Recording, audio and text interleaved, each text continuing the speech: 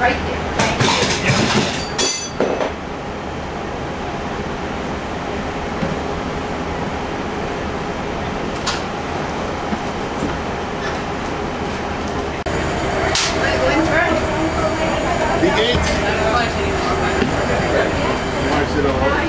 Whatever.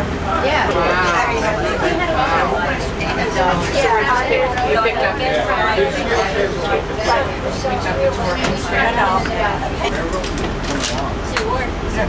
There's 3 seats yet.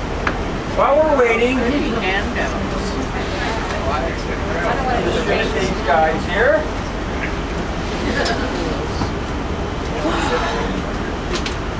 Come in a little so I can close the door. Welcome to the 5th annual historic trolley tour of the Ironton Rail Trail. It has been a popular event ever since we started.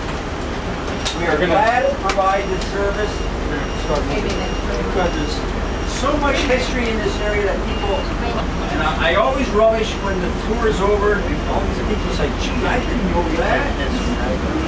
They're right in the backyard. There you go.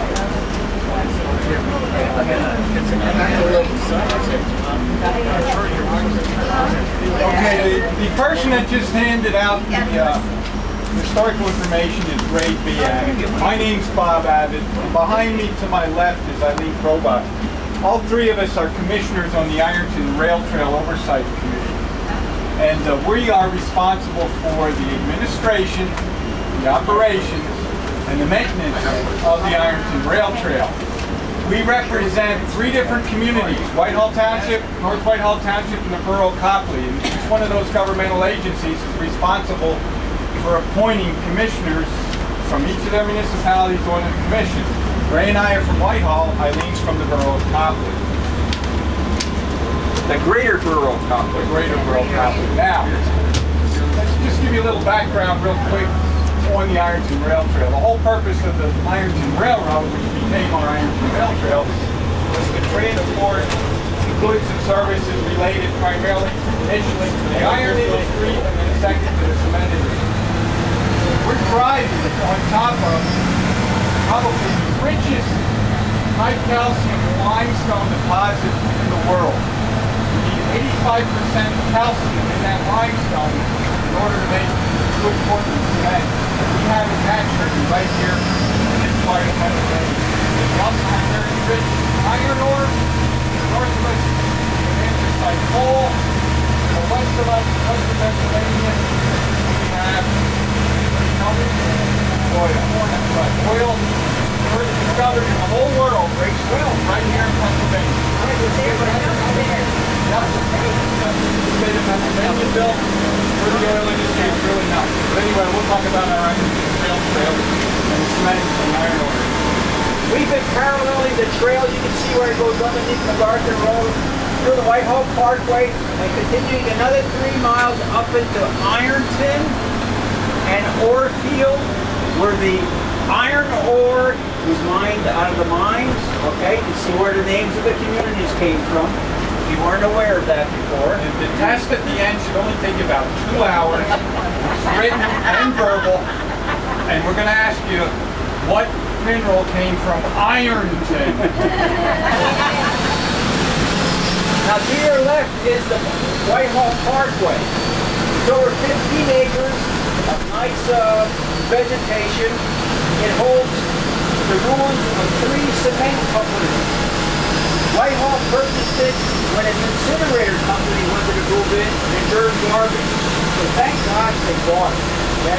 Now it's kept in perpetuity as a natural site and it's preserving those historic ruins of the cement company.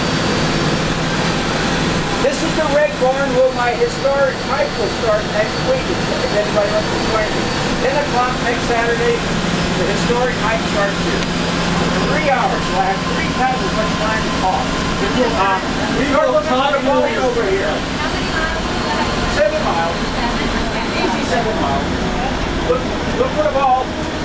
Did they miss the ball already? Yeah, you missed it. Back in the trees. Yeah. It's there, believe me. All rusted. Yep. Okay, now we're coming onto the trail in the parkway. Now it continues that way for another 3 miles up to Ironton. The beautiful hike or bike on the CD trail. Mr. Boyko has a truck refurbishing business here, has used some of the old buildings. You can see the stonework.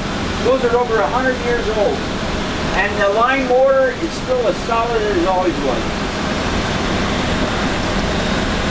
The next building we have on your right was the office building of American Cement Company. It looks like the Alamo.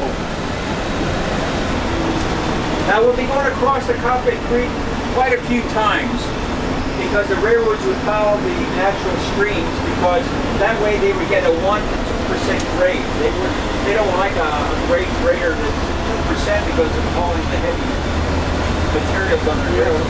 On the rail. Okay, the first historic building you're going to see to your left is the fire station.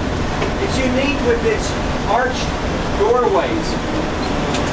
And the fire equipment consisted of a wagon with a barrel of water on it pulled by a donkey. So that when you lived up in Eastertown, we came down here and got the donkey, the water, and the wagon, and we ran like hell up to your house to put the fire out. 2 eggs per down.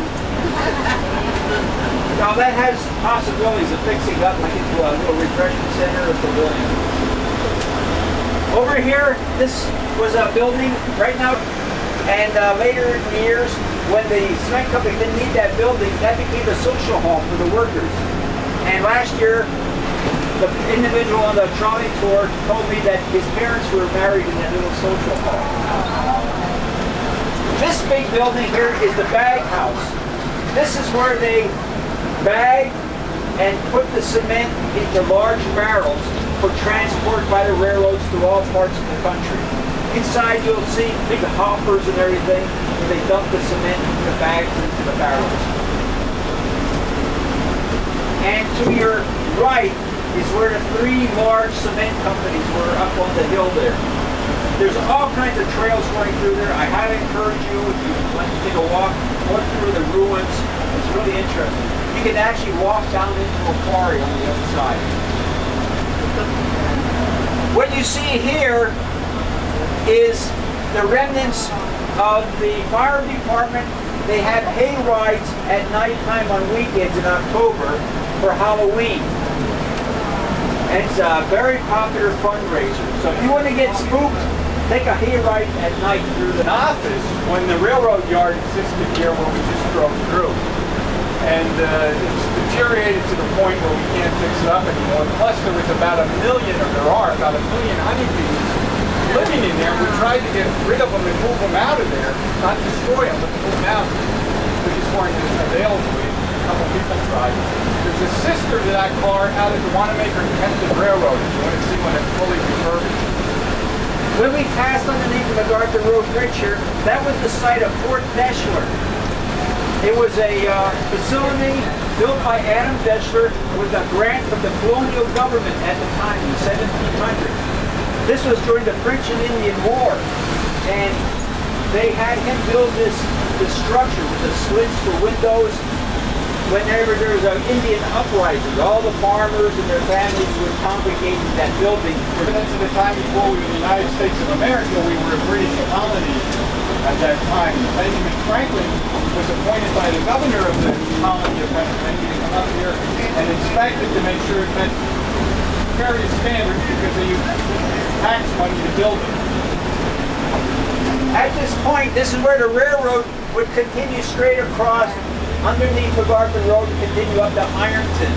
We're gonna make a turn here. This is a siding that was added later on when Lehigh Portland Cement built a facility where the Weiss Markets is right now. So they needed access to the railroad. So the Ironton Railroad built this siding going all the way down. But then they continued all the way down to the Lehigh River because that railroad yard in the parkway was built only for the iron industry. And then 10 years later when the cement industry started up, the traffic was so heavy the railroad yard wasn't big enough. So then they built a bigger railroad yard that you'll see later on down near the Lehigh River.